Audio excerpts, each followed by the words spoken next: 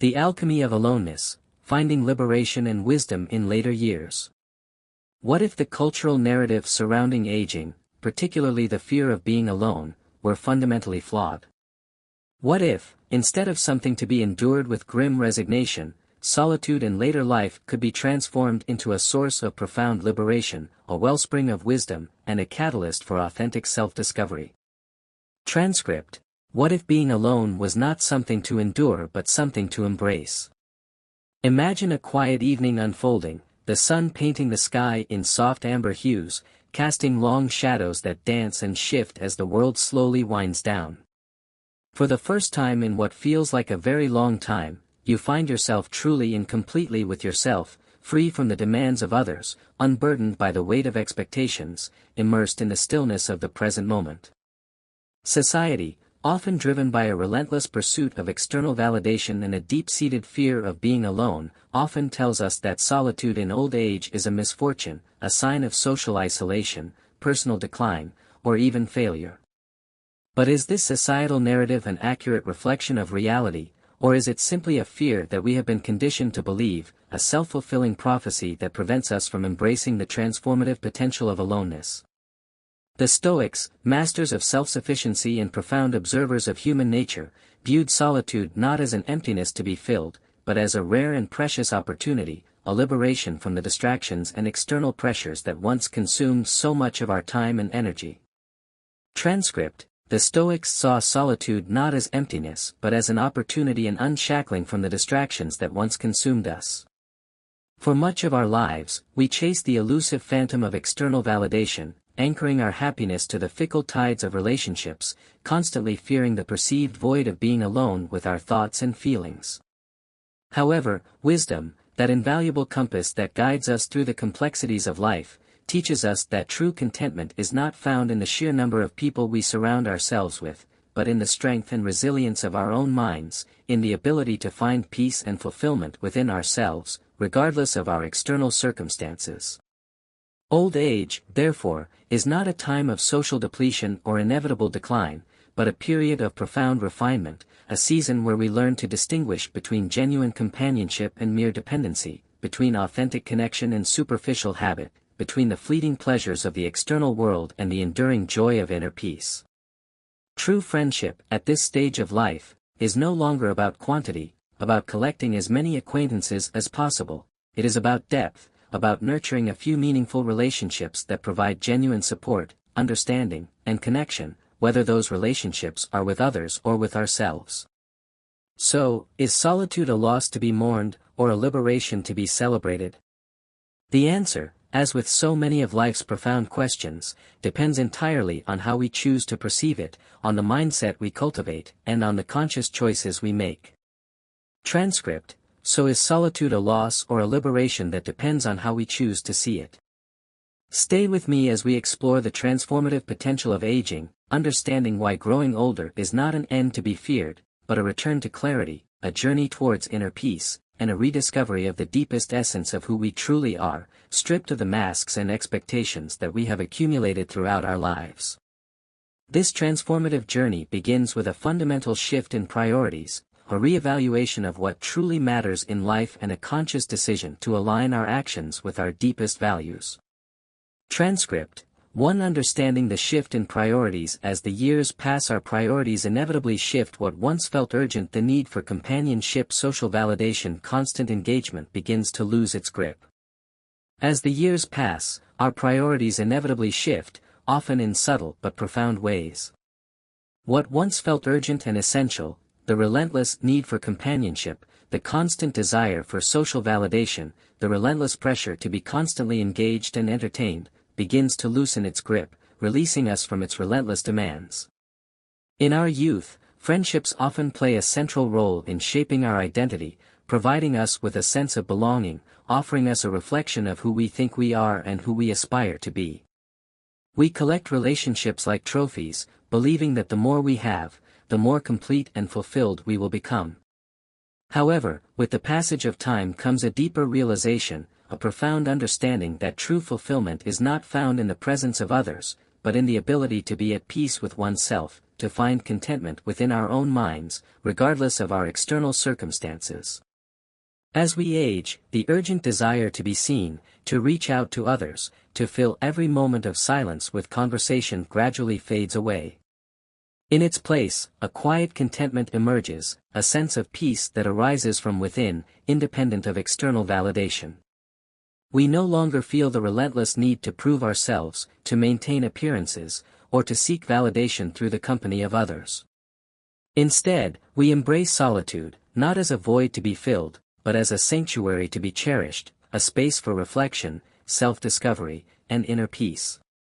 The crisp morning air, the slow and deliberate unfolding of a flower, the familiar weight of a well-worn book in our hands, these become the simple joys that nourish us, providing us with a sense of contentment and connection to the world around us. This is not loneliness, this is liberation. The Stoics remind us that much of our suffering stems from our attachments, our clinging to things that are by nature impermanent and fleeting. Relationships, like all things in life, change, evolve, and sometimes fade away. But when we stop clinging to connections simply for the sake of having them, when we release our attachment to specific outcomes, we free ourselves to experience those relationships more authentically, without expectation, without dependency, and without the fear of loss. We engage with others not out of obligation or neediness, but out of genuine affection, mutual respect, and a desire for authentic connection. This shift in priorities does not mean that we stop caring for others or that we withdraw from the world. It means that we choose more wisely, becoming more selective about how we invest our time and energy. We become selective not out of selfishness or misanthropy, but out of wisdom, recognizing that our energy is finite and that it is important to invest it where it truly matters, in relationships that are nourishing, in activities that are meaningful, and in pursuits that align with our deepest values. Some may mistake this for isolation, interpreting it as a sign of withdrawal or decline. But in reality, it is a deepening of self-awareness, a deepening of understanding, and a deepening of presence. To be alone is not to be empty, it is to be full of clarity, full of purpose, and full of the richness of our own company. And in this state of self-sufficiency, we discover something profound: we no longer need the world to validate us, we are already whole, complete, and worthy of love and acceptance, just as we are. Transcript: To the freedom of self-reliance. One of life's greatest lessons is learning to stand on our own. For much of our lives we are shaped by the expectations of others, seeking approval, maintaining friendships out of obligation, conforming to social norms. We measure our worth by how we are perceived, by the relationships we keep, by the roles we play. One of life's greatest and most liberating lessons is learning to stand on our own 2 feet, to cultivate a sense of self-reliance that allows us to navigate the complexities of life with confidence, resilience, and inner peace. For much of our lives, we are shaped by the expectations of others, constantly seeking approval, maintaining friendships out of obligation, and conforming to social norms in an attempt to fit in and be accepted. We measure our worth by how we are perceived by others, by the relationships we keep, and by the roles we play in society. But with age comes a profound realization: we no longer need to chase validation from the outside world. Instead, we turn inward, embarking on a journey of self-discovery and uncovering something far more valuable than external approval: our own self-sufficiency, the ability to find contentment and fulfillment within ourselves, regardless of our external circumstances. At first, this shift may feel unsettling, even disorienting. We have spent decades surrounded by people, constantly navigating conversations, building relationships, and filling our days with social obligations. To intentionally step back from this constant activity, to embrace solitude and self-reliance, can feel unnatural, even lonely.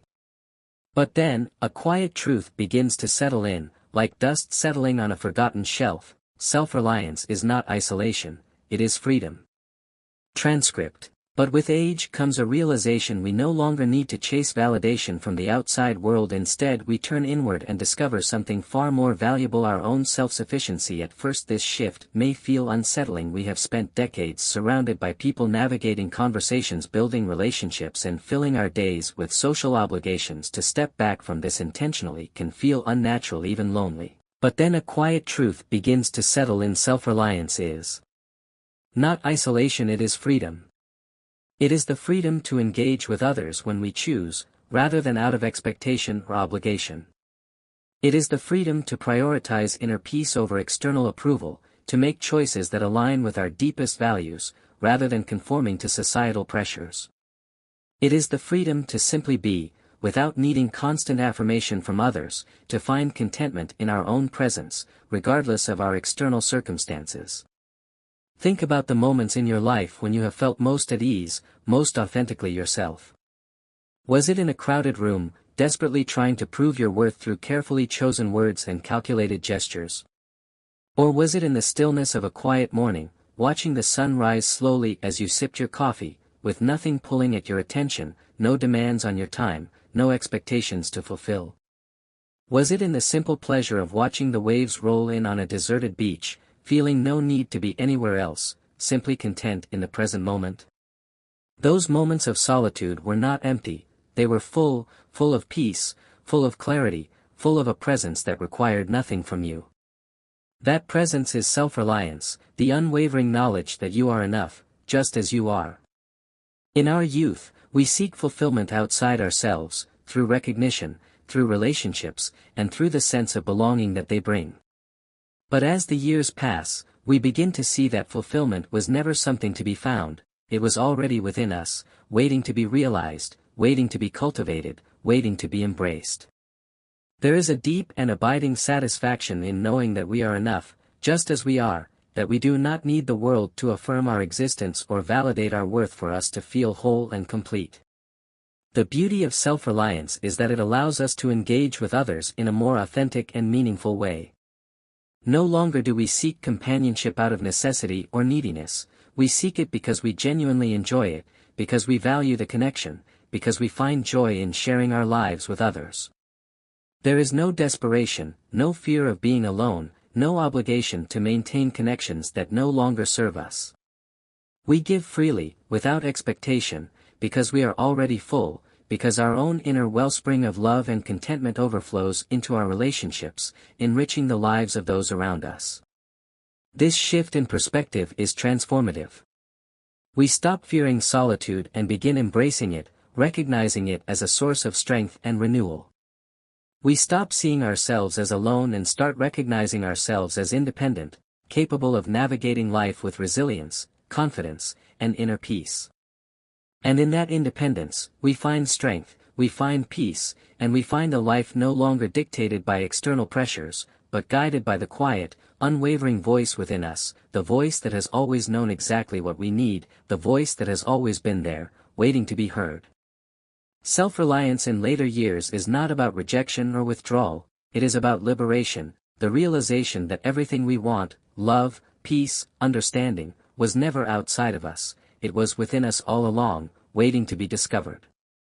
Transcript: 3 Quality over quantity. The art of meaningful connection. Friendships ebb and flow, some remain for a lifetime, others fade into distant memories, but rather than mourning these changes we should honor them for what they were: meaningful chapters in our journey.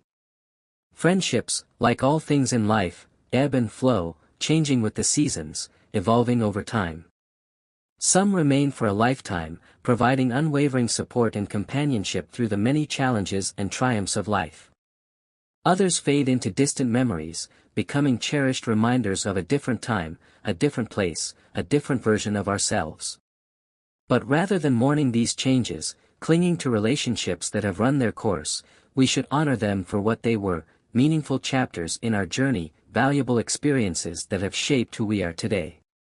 As we grow older, we begin to understand a fundamental truth, a principle that resonates deep within our souls: it is not the number of people in our lives that truly matters, but the depth of the connections we share, the quality of the relationships we cultivate.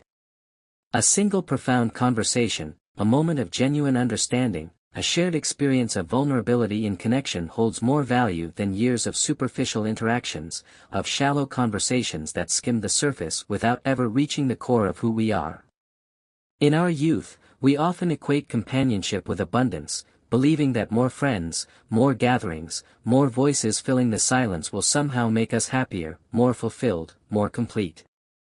But with time, we recognize that true fulfillment is not found in collecting relationships like trophies, but in cultivating a few meaningful connections, in nurturing relationships that are based on authenticity, trust, and mutual respect. True connection is not about frequency or extravagance, it is about authenticity, about being truly seen, understood, and accepted by another person, flaws and all. Imagine sitting across from an old friend, sharing a simple meal in comfortable silence. There is no need for grand gestures, no pressure to impress, only the quiet comfort of presence, of simply being together, without any pretense or expectation. In that moment, you realize that connection is not about the quantity of time spent together, but the quality of attention given, the depth of understanding shared, and the genuine affection that flows between you. Contrast this with a room full of acquaintances, where conversations skim the surface, never reaching the core of who you are, where you feel the constant pressure to perform, to impress, to maintain a facade of perfection. Aging grants us the wisdom to choose our interactions with intention, to be more selective about how we spend our time and energy, to prioritize relationships that are nourishing and fulfilling. We no longer feel obligated to accept every invitation or to maintain relationships that no longer bring us joy, that drain us of our energy, or that prevent us from pursuing our own passions and interests. This is not selfishness, it is discernment, a recognition that our time is limited and that we have a right to choose how we spend it. And in practicing this discernment, we free ourselves to invest in the connections that truly enrich our lives, the relationships that support our growth, that bring us joy, and that make us feel truly seen and understood. This shift in perspective also allows us to redefine companionship, to see connection in the simplest of moments, to appreciate the small gestures of kindness and understanding that often go unnoticed in the rush of daily life. A warm smile exchanged with a stranger, the laughter of a child drifting through the air, the silent understanding between longtime friends, the quiet solace found in nature. Connection is everywhere, if we are present enough to recognize it, if we are open to experiencing it. More importantly, by valuing depth over breadth, we learn the art of true presence, the ability to be fully engaged in the present moment, without distraction or judgment. When we listen without the need to respond, when we give our full attention without the temptation to multitask, we transform even the briefest encounters into something meaningful, creating moments of genuine connection that can brighten our day and enrich our lives. Relationships, like everything else in life, are fleeting, impermanent. But the sincerity of our presence, the depth of our interactions, and the kindness we extend, these are what endure, the lasting legacy that we leave behind. In the end, it is not how many hands we have shaken or how many parties we have attended that truly matters, it is how many hearts we have truly touched, how many lives we have made a positive impact on, and how much love and compassion we have shared with the world. Transcript: For the beauty of soul solitude and reflection, solitude is not emptiness, it is a sanctuary, it is the space where we step away from the noise of the world not to escape it but to understand it more deeply. Solitude, often misunderstood and feared in a society that constantly bombards us with messages about the importance of social connection, is not emptiness, isolation, or a sign of failure. It is, in fact, a sanctuary, a sacred space where we can step away from the relentless noise of the world, not to escape it entirely, but to understand it more deeply, to gain perspective, and to reconnect with our own inner wisdom. In our youth, we often fill every moment with conversation, constantly seeking validation in the presence of others, afraid of being alone with our thoughts and feelings. But with age comes a profound realization: silence is not something to be feared, it is something to be embraced, cherished, and cultivated as a source of strength and renewal. In stillness, we find clarity. In solitude, we find ourselves. When we sit alone with our thoughts, without the constant distractions of the outside world, we finally have the time and space to process our journey, to reflect on our choices, to make peace with our past, and to let go of regrets. Too often, people mistake solitude for loneliness, failing to recognize the fundamental difference between the two. Loneliness is the absence of connection, a painful feeling of isolation that arises from a lack of meaningful relationships. Solitude, on the other hand, is the presence of the self, a conscious choice to spend time alone, engaging in activities that nourish our soul, cultivating our inner world, and reconnecting with our own authentic selves. It is the rare opportunity to listen not to the distractions of the outside world, but to the quiet voice within, the voice of our intuition, our wisdom, and our truest selves. Throughout history, great minds have turned to solitude to seek wisdom, to find inspiration, and to gain clarity of thought. Philosophers, poets, artists, and thinkers have all understood that stepping back from the world allows us to see it more clearly, to understand its complexities, and to find our place within it. In moments of stillness, we gain perspective, we recognize what truly matters in life, and we free ourselves from the illusion that our worth depends on constant engagement, external validation, or material possessions. Moreover, solitude nurtures creativity and introspection, allowing us to explore our inner landscape, to connect with our emotions, and to tap into our creative potential.